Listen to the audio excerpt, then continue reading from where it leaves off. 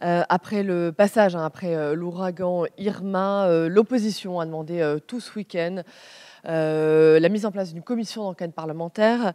Le gouvernement est accusé de défaillance d'impéritie. Est-ce que vous êtes d'accord? Est-ce que le gouvernement a failli? Écoutez, il faut le vérifier. Moi, ce que je constate, c'est qu'à Cuba, en Floride, le gouvernement, les autorités ont prévu soit des évacuations, soit la mise en place de dispositifs militaires ou policiers de sécurisation. On ne l'a pas fait à Saint-Martin. On s'est contenté d'une alerte ouragan. Pourquoi n'a-t-on pas prépositionné des effectifs de gendarmerie qui auraient pu arriver sur l'île 48 heures avant? On ne l'a pas fait. Alors, moi, je ne dis pas qu'il y a défaillance ou pas.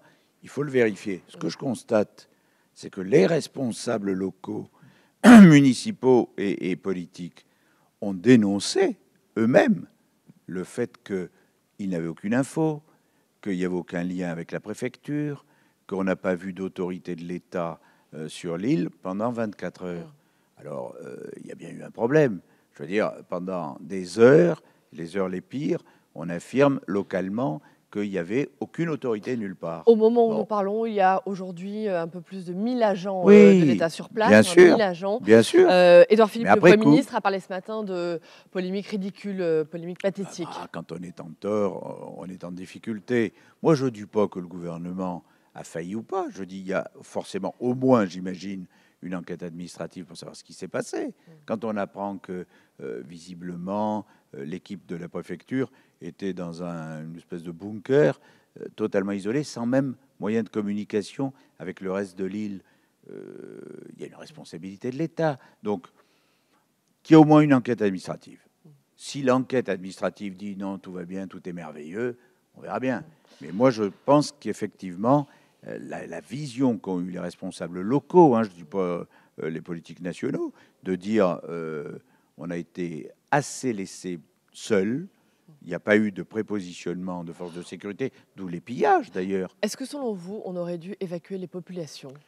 C'est évident qu'on aurait dû au moins mettre en sécurité les populations étant dans des habitations les plus fragiles. C'est une évidence. Enfin, on savait que c'était un ouragan de force 5, que c'était une première, on savait qu'il allait être terrible. Il n'y a pas eu d'évacuation. C'est quand même... bon, voilà. Avec Ciotti dit l'État n'assume pas son rôle. Pour vous, il y a vraiment eu défaut d'anticipation. D'après ce que disent les responsables locaux, oui. Alors si il y a une enquête administrative et qu'elle prouve que finalement les mesures avaient été prises et que ça ne s'est pas passé aussi facilement, très bien. Mais si ce n'est pas le cas, il faut bien dire ce que...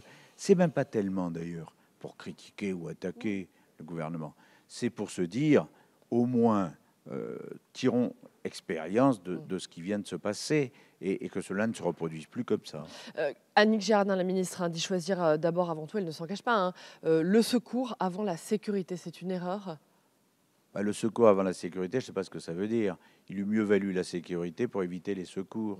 Quand Annick Girardin dit elle-même que devant elle, lorsqu'elle était sur l'île, des pillages avaient lieu, ça veut bien dire qu'il n'y avait pas de force de sécurité suffisante. Alors aujourd'hui, c'est plus le cas, bien sûr. Enfin, c'est au moment des faits qu'il faut regarder quelle était la situation. Emmanuel Macron, le chef de l'État, part tout à l'heure. Il est Ça, c'est attendu bien. demain matin. Ça, c'est bien. J'ai vu qu'il partait avec plusieurs ministres, dont le ministre de l'Éducation, puisqu'effectivement, les écoles ont été ravagées comme le reste. Ça, c'est plutôt une bonne chose que le chef de l'État y aille.